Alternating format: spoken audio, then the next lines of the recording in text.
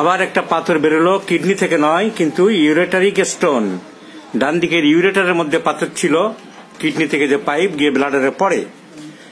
ডাক্তারের ওয়াইফ আমাদের একজন হোমিওপ্যাথিক ডাক্তার বন্ধু, ডাক্তার শশাঙ্ক, সুন্দরবনে প্র্যাকটিস করে। সবাই তো আর সুন্দরবনে থাকে না, গরিব মেহনতি মানুষের জন্য এরা চিকিৎসা করেই চলেছে। তো ওর ওয়াইফের পাথর হয়েছিল। উনি যেহেতু এরা জুনিয়র ডাক্তার, আমাদের একজন সিনিয়র কলকাতা ডাক্তারবাবুকে দেখিয়েছিল, শুধু বারবেরিস ভালগারিস মাদার দিয়ে যাচ্ছিল। 1 বছরের উপরে কোনো কিছু পরিবর্তন হয়নি। ও 2-3বার এক্সরে করেছে। আমার কাছে আসার পরে কনস্টিটিউশনাল ট্রিটমেন্ট করলাম, সিমটোমেটিক নিয়ে পালসিটিলাপ কয়েক ডোজ দেওয়ার পরেই পাথর বেরিয়ে গেল। বলো ডক্টর শশাঙ্ক, তোমাকে অন্য ডাক্তারদের সাথে পরিচয় করে দিই, আর তোমার স্ত্রীর কেসটা বলো সংক্ষেপে। হ্যাঁ, ওনার প্রায় 1 বছর মতো স্টোন হয়েছিল।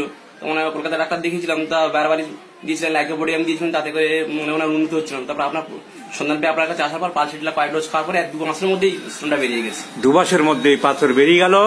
সাধারণ মানুষকে দেখাতে চাইলাম, যারা হোমিওপ্যাথিক নাক ছিটকান, কথায় কথায় কিডনি পাথর অপারেশন করতে বলেন, তারা দেখুন যে হোমিওপ্যাথিক ঔষধের সহজে জলের মতন পাথর বেরিয়ে যেতে পারে।